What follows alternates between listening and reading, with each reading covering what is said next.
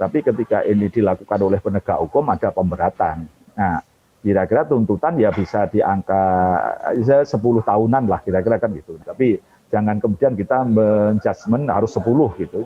Kita tunggu persidangan kan. Biasanya kan memang jaksa penuntut umum itu akan menuntut tinggi. Nah, kalau prosesnya itu sudah yakin. Tapi sebenarnya juga masih ada pengecualian misalnya menuntut bebas gitu. Misalnya kalau yakin ini tidak terbukti kan gitu kan. Meskipun itu jarang, masa penuntut umum menuntut bebas itu rasanya juga tidak mungkin gitu kan. Prinsipnya kalau ini penegak hukum biasanya ada pemberatan. Yang biasanya kalau 6 tahun ini menjadi ditambah 3 kan sepertiga. Itu kan nah bisa jadi 8 tahun atau 9 tahun ya kira-kira 10 tahun kan gitu kan.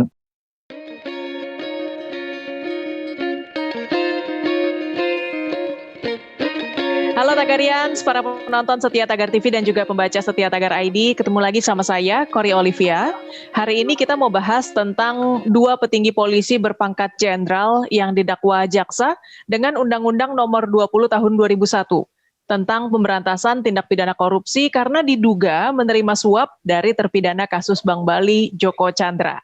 Mereka adalah mantan Kepala Divisi Hubungan Internasional Polri, Irjen Napoleon Bonaparte, dan mantan Kepala Biro Koordinasi dan Pengawasan Penyidik Pegawai Negeri Sipil Bareskrim Polri, Brigjen Prasetyo Utomo.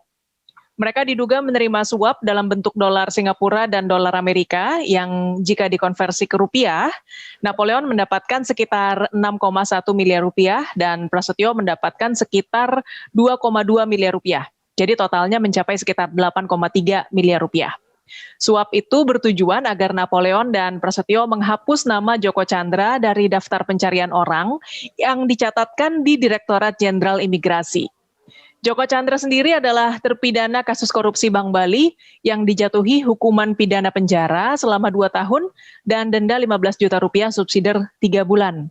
Nah, kedua petinggi polisi tadi didakwa dengan pasal yang mengatur tentang pegawai negeri atau penyelenggara negara yang menerima pemberian atau janji dapat dipidana paling singkat 1 tahun dan paling lama 5 tahun. Untuk membahas hal ini lebih lanjut, saat ini saya sudah bersama dengan Boyamin Saiman, Koordinator Masyarakat Anti Korupsi Indonesia. Halo Pak Boyamin, apa kabar Pak? Baik, kedua kalinya kita ketemu ya Cory. Iya Pak. Pak Boyamin, dalam persidangan 2 jenderal polisi terkait kasus Joko Chandra, ini terungkap dari tuduhan jaksa bahwa keduanya meminta uang ke orang suruhan Joko Chandra agar status DPO dicabut. Benarkah semua kronologi seperti yang diungkapkan jaksa Pak?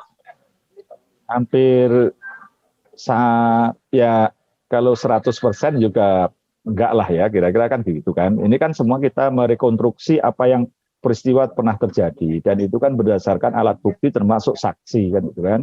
Seperti kemarin dalam dakwaan itu kan Napoleon Bonaparte ditulis di situ meminta uang lebih banyak dari 3M rencana semula jadi 7M.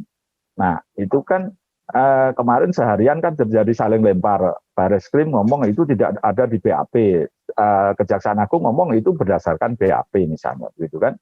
Nah, itu kan berdasarkan sebenarnya kalau boleh saya menduga itu kan dari saksi yang lain, mungkin dari Tommy Sumardi atau Prasetyo Utomo tentang 3 miliar jadi 7 miliar itu. Tapi prinsip hasil dari dulu saya melaporkan kasus ini ke Kejaksaan Agung, ke Kepolisian dan KPK dan termasuk menyampaikan data-data itu kira-kira yang mendekati apa yang terjadi dari versi yang saya temukan. Kan saya juga merekonstruksi misalnya.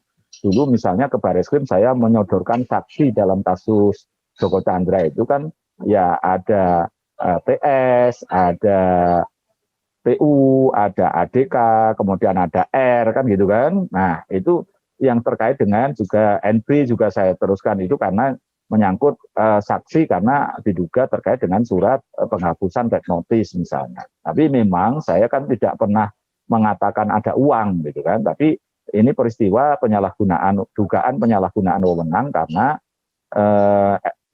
NCB Interpol ataupun Divisi Hubinter yang Pak NB itu kan tidak berwenang untuk menghapuskan red notice sebenarnya kan itu kan. Terus juga surat jalan yang diterbitkan PU misalnya untuk Joko Chandra itu kan bukan kewenangannya juga gitu. Jadi itu dulu dan nampaknya dari hasil penyidikan yang dilakukan Bareskrim kemudian menemukan dugaan-dugaan aliran dana dan kemudian diformatlah dengan Undang-Undang Pemberantasan Korupsi seperti yang dalam dakwaan dan kamu jelaskan tadi berdasarkan Undang-Undang Pemberantasan Korupsi. Jadi kalau bicara ditanya begitu apakah ini sudah sesuai, ya sudah sesuai, memang gambarannya seperti itu yang terjadi. Proses-proses itu kemudian dilakukan penyidikan, termasuk kemudian ada yang uang yang disita atau rekonstruksi, dan kemudian ada prosesnya melalui proses seperti apa, gitu kan sudah digambarkan kemarin dalam dakwaan. Dan menurut saya itu juga sudah mendekati sesuatu yang kenyataan atau faktanya. Nah, dari kronologi yang disampaikan jaksa, menurut Pak Boyamin masih adakah yang tersembunyi belum disampaikan jaksa dari yang Anda ketahui, Pak? Ya, itu salah satu pertanyaan teman-teman juga kemarin dan hari ini berkaitan dengan istilahnya dalam dakwaan kan meminta uang lebih banyak 7M itu alasannya kan untuk petinggi kan gitu kan. Itu yang harus saya jawab juga gitu. Apakah ada memang petinggi atau siapa petinggi yang katanya disebut untuk dipakai untuk meminta lebih banyak uang itu. Tapi dari temuan saya sebenarnya kan tidak ada, istilah saya ini kan diduga dua orang ini kan buka warung gitu loh istilahnya kan gitu kira-kira. Tapi ya kalau mohon maaf ini agak kasar gitu. Tapi sebenarnya ini kan perbuatan-perbuatan yang kira-kira dipertanggungjawabkan dan memang dari yang bersangkutan gitu. Jadi kalau toh ini istilahnya ada dalam dakwaan itu loh yang ditulis bahwa itu meminta lebih besar menjadi 7M tulisan dakwaan itu. Kira-kira itu memang hanya dugaan saya loh ya sebagai dalih untuk meminta yang lebih besar gitu kan. Kan biasa ini kan, saya aja jadi lawyer itu kadang-kadang dalam meminta upah ke klien itu tiba-tiba juga ngerti bahwa klien saya urusannya lebih rumit dan tanda kutip ternyata dia juga lebih punya uang, kira-kira ya besok lagi saya minta tambah kan gitu kan. Jadi itu yang kira-kira sesuatu yang kadang-kadang berubah pikiran gitu kan. Jangankan seminggu, kadang-kadang sehari aja sudah berubah pikiran. Atau sebaliknya juga kantor lawyer saya tiba-tiba melihat orangnya sudah jadi korban, sudah tidak punya apa-apa, dari harga yang kami patok yang biasanya segini sudah saya turunkan, besok lagi ya ditawar separuh, itu kadang-kadang juga saya kasihkan gitu loh. Jadi ini sesuatu yang wajar aja. Kemudian dalam teori dunia hukum permainan silat kita itu dunia bluffing, itu kan biasa aja membluffing sesuatu kan gitu kan, alasannya untuk ini itu supaya bisa meminta uang lebih banyak, padahal ya untuk saya sendiri kan gitu kan. Dunia bluffing ini saya anggap sementara masih begitu. Namun kemudian ya tidak menutup kemungkinan nanti dalam persidangan itu akan terungkap itu petinggi itu siapa kan gitu kan. Ya kita tunggu aja. Tapi sementara dari rangkaian yang saya terima itu sesuatu yang belum saya dapatkan berkaitan dengan petinggi itu. Oke, nah kalau dari kasus Joko Chandra ini Pak, kira-kira sebenarnya siapa sih yang jadi aktor utama? Apakah level tertinggi itu hanya sampai Napoleon Bonaparte Pak? Ya persoalan kan kalau red notice memang hanya Napoleon Bonaparte kan, karena kewenangan itu di situ gitu. Untuk sebenarnya kan NCB Interpol ataupun divisi Winter yang Napoleon Bonaparte itu kan seperti kantor pos. Misalnya dari kejaksaan minta orang di blacklist atau di red notice dunia internasional. Nah ini kan hanya menyalurkan surat itu kemudian ke Interpol pusat di Prancis di Lyon gitu kan. Nah itu aja. Dan kemudian kalau itu dari kejaksaan itu sudah tidak mencekal lagi, kemudian ya dihapus red notice-nya. Atau pernah dari Prancis itu kemudian merevisi, ini ternyata hanya kasus penggelapan biasa, bukan berkaitan dengan korupsi misalnya gitu ya, minta dihapus ya akhirnya dihapus. Jadi fungsinya hanya kantor pos gitu. Jadi kemudian ketika ini mengimprovisasi ini ya menurut saya ya memang hanya level di situ gitu. Tapi saya apapun ya tetap membuka semua potensi yang mungkin akan muncul itu di persidangan nanti, kita tunggu. Dan saya mudah-mudahan juga mencoba mencari gitu kan, apakah ada pihak lain yang, karena kemarin kalau istilah saya itu kan kita memakan bubur dari pinggir kan, yang penting disidangkan dulu. Karena kalau nanti terlalu heboh dan terlalu banyak imajinasi, bahkan terlalu banyak ini asumsi begitu kan, malah terlalu besar dan malah nggak ketemu ikannya kan gitu kan. Nah dari sisi itulah kemudian ya saya meskipun bahasa tertentu itu ya tetap memberikan keleluasaan terhadap diri saya dan juga nanti persidangan untuk bisa jadi akan ketemu fakta baru atau hal-hal yang baru. Kita pantau semua kalau itu. Nah, dari tuntutan JPU menurut pandangan Anda, Pak Boyamin, Napoleon Bonaparte dan juga Prasetyo Utomo akan dihukum berapa lama nih? Dan apakah akan dipecat dari kepolisian? Ya, kalau tuntutan nantilah kita lihat kan pembuktiannya itu seperti apa, konstruksi peristiwa hukumnya gitu kan. Tapi pasti ada pemberatan karena dilakukan oleh penegak hukum gitu kan. Kalau korupsi oleh pemerintahan itu kan ya sedikit ada sesuatu yang seperti pemaafan karena oleh pemerintahan, misalnya kepala dinas atau bupati, wali kota, gubernur, atau katakanlah apalah yang di posisi itu menteri kan gitu kan. Tapi ketika ini dilakukan oleh penegak hukum ada pemberatan. Nah, kira-kira tuntutan ya bisa di angka 10 tahunan lah kira-kira kan gitu, nanti kita lihat itu. Tapi jangan kemudian kita menjudgment harus 10 gitu. Kita tunggu persidangan kan. Dan biasanya kan memang jaksa penuntut umum itu akan menuntut tinggi kalau prosesnya itu sudah yakin. Tapi sebenarnya juga masih ada pengecualian, misalnya menuntut bebas gitu. Misalnya kalau yakin ini tidak terbukti kan gitu kan. Meskipun itu jarang, masa penuntut umum menuntut bebas itu rasanya juga tidak mungkin gitu kan. Ya, tapi itulah yang kita tetap asas praduga tidak bersalah, proses sidang, dan kemudian apakah akan dituntut seperti berapa begitu tadi ya kita tunggu nanti berapa tuntutannya. Tapi prinsipnya kalau ini penegak hukum biasanya ada pemberatan yang biasanya kalau 6 tahun ini menjadi ditambah 3 kan, sepertiga. Itu kan, nah bisa jadi 8 tahun atau 9 tahun ya kira-kira 10 tahun kan, gitu kan. Nah, tren kemarin kan misalnya dalam kasus Jiwasraya itu kan tuntutannya seumur hidup dan putusannya seumur hidup gitu kan. Karena itu kerugiannya memang di atas 100 miliar. Kalau ini kan karena hanya suap menyuap gitu kan, ya uang-uang yang itu kan hanya di angka 7 miliar misalnya.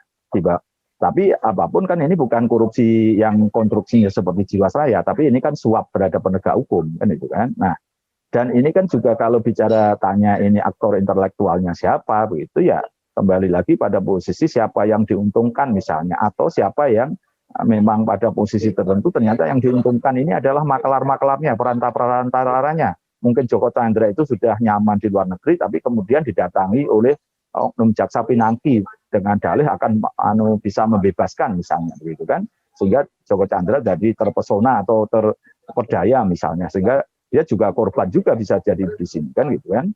Nah, inilah yang kalau bicara ini nampaknya saya kok melihatnya ini malah justru para penghubung ini aktor intelektualnya gitu. Karena melihat bagaimana dari permohonan fatwa kemudian tidak berjalan, mungkin masih janjikan, terus kemudian PK, terus kemudian red notice hapus, ini kan nampaknya malah menurut saya ini yang aktor intelektualnya ini para penghubung atau para yang mengurus begini gitu kan. Dan bisa jadi penegak hukum ini jadi tergoda. Joko Chandra juga jadi tergoda.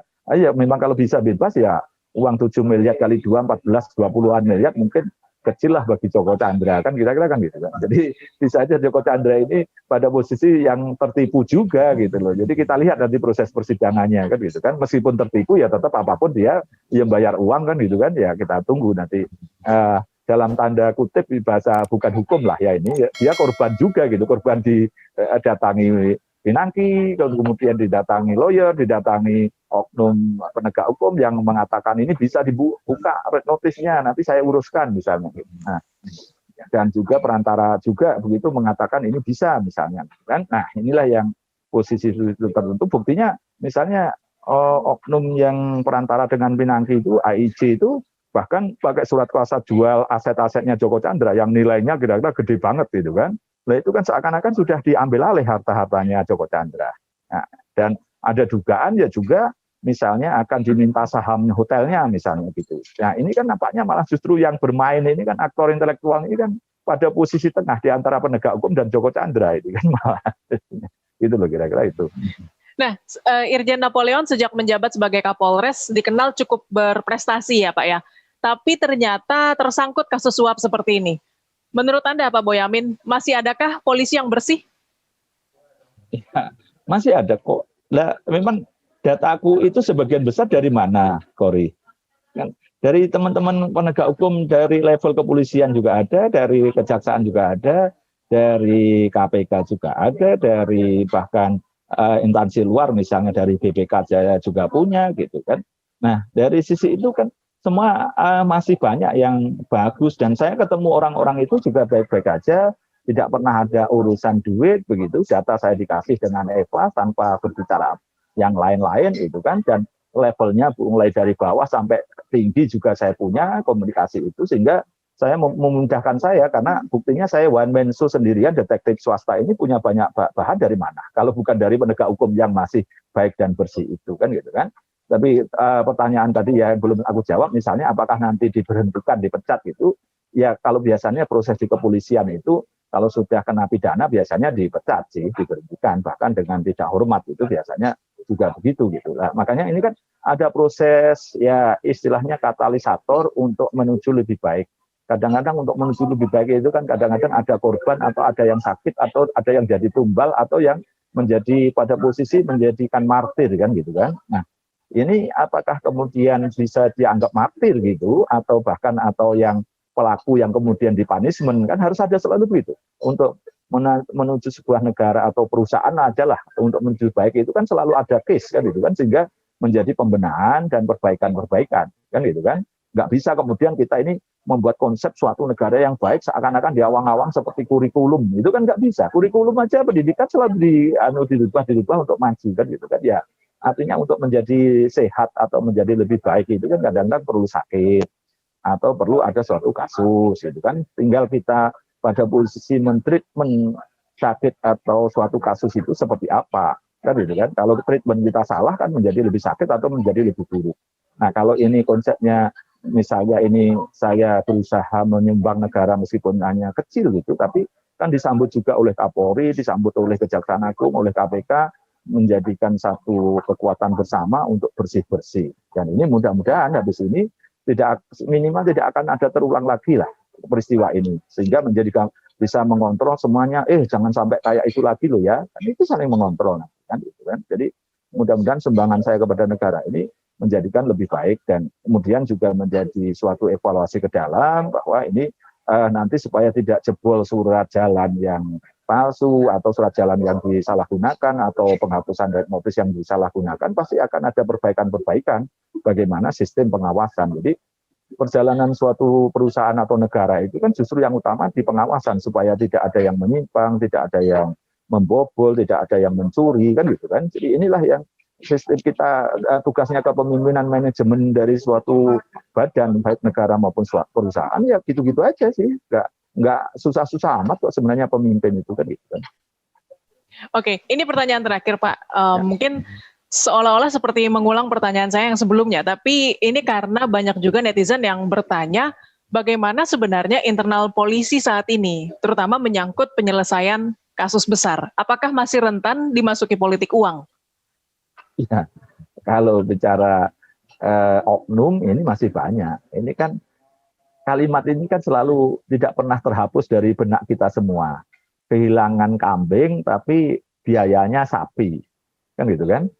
Jadi artinya kan karena memang proses-proses untuk yang benar aja gitu kan kira-kira untuk mencari kambingnya tadi atau melaporkan kambingnya yang dicuri orang, meskipun kambingnya bahkan tidak balik, tapi biayanya menghabiskan seekor sapi, kan itu kan. Nah, itu yang apapun ini bukan soal saya menyerang menghina lembaga apapun, tapi ini menjadi introspeksi kita semua. Memang masyarakat merasakan seperti itu, dan bahkan saya pernah kok dapat selentingan dari teman-teman yang penegak hukum yang baik itu kadang-kadang begini, yang benar aja kadang-kadang harus berbiaya, apalagi yang salah gitu kan. Jadi kadang-kadang suatu kasus yang kira-kira sebenarnya ada dugaan tindak pidana baik biasa maupun korupsi misalnya, itu tiba-tiba kok agak mangkrak atau tiba-tiba agak lamban, itu kan kadang-kadang orang berpikiran oh jangan-jangan ini memang ada uangnya di balik ini semua kan.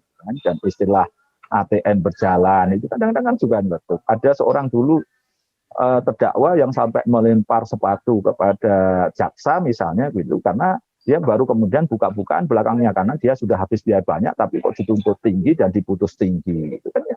Masih ada peristiwa-peristiwa itu tidak bisa kita tutupi dan ini mudah-mudahan ya gitu loh, setidaknya tidak menghilangkan semua tapi gradual itu mengurangi sedikit setidaknya tidak terulang lagi, bahwa semangat kita ini kan kemudian negara juga sudah memberikan istilahnya honor yang lebih besar dari yang dulu-dulu dengan remunerasi, dengan tunjangan kinerja segala macam gitu kan, berusaha hampir dibuat sama dengan KPK. Jadi ini mudah-mudahan ada kesadaran bahwa honor yang gaji yang diterima itu adalah dari rakyat dan harus mementingkan rakyat untuk melayani gitu. Jangan mementingkan dirinya sendiri.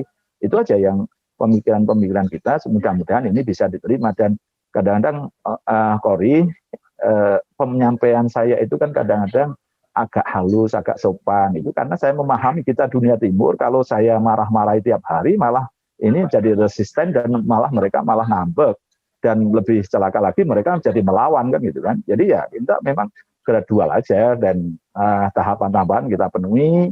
Terhadap yang keterlaluan ya di punishment, nanti juga harus diimbangi di kepolisian maupun kejaksaan itu bahwa pada proses-proses tertentu harus juga ada penghargaan. Dan ini nampaknya di Kejaksaan Agung misalnya kasus Jiwasraya ini kan sudah berhasil. Ini semua direkturnya 3 orang itu, mulai direktur penyidikan, direktur penuntutan, direktur eksekusi, mau dipromosikan jadi kepala Kejaksaan Tinggi tipe A, pemantapan. Hari ini di asesmen itu dari 3 orang itu nampaknya mau naik pangkat semua. Nah nanti di kepolisian juga begitu. Yang kemarin apapun berhasil mengurusi Joko Chandra, mudah-mudahan dapat penghargaan juga, dan saya akan bisa meminta Kapolri itu dan pemerintahan untuk memberikan hadiah kepada mereka-mereka ini. Jadi itulah yang konsepnya, kita tidak bisa teriak-teriak, "Hei, kamu harus begini, kamu jelek, kamu harus melakukan ini itu." Tapi kemudian juga tidak pernah memberikan hadiah atau penghargaan gitu kan. Ya kalau Bu Yamin tidak usah ada penghargaan, cukup dari teman-teman media aja lah. Baik. Oke ya. Pak Boyamin, terima kasih Pak untuk waktunya. Sehat dan sukses selalu Pak Boyamin. Tagarian, demikian perbincangan saya bersama Boyamin Saiman, Koordinator Masyarakat Anti Korupsi Indonesia. Subscribe YouTube channel Tagar TV dan klik loncengnya juga untuk mengikuti video menarik membahas topik terhangat hanya untuk Anda. Ingat juga 3M, memakai masker, menjaga jarak, dan mencuci tangan. Saya Kori Olivia, Tagar TV.